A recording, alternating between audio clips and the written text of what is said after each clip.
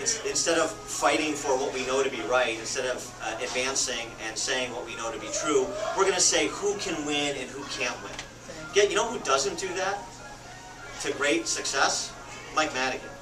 Mike Madigan and John Cullerton, frankly, they didn't say, well, we can't win a House seat in Republican-rich McHenry County.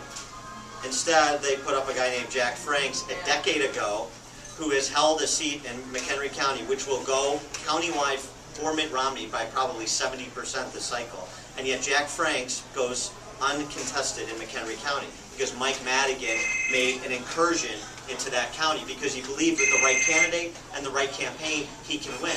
John Cullerton didn't say that we can't win in Park Ridge just because that's an area that had been Republican dominated for generations. Doesn't mean we're going to leave it alone. And so they ran a guy named Dan Katowski, who is a very liberal Democrat state senator, and he won last time, 2 times ago actually. And he's been there. And Republicans are challenging him this time, but the challenges haven't gone very well up until this election cycle. So let's adopt kind of models that are successful and infuse them with our principles. Let's not pretend because this has been a Democrat area that a Republican can't win, because it's really not about party labels. It's about Dr. Bellar's brand, who she is, what her personal story is, what she stands for, and the contrast that she presents against Cunningham. She did it 2 years ago, so that built a little bit of awareness and a little bit of basis support. She's building on that, and she needs to, obviously, running in a district twice as big as a rep district this time around. But this is doable.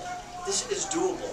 I want Republicans, and I want you to tell, I know you get this because you're here, but I want you to tell your circles of influence, your friends, your family, your coworkers, your neighbors, your co-volunteers in civic events, to stop pretending like they know what is inexorable in a political campaign. Because there's nothing written on tablets in terms of who is going to represent us in Springfield, or who is going to represent these communities.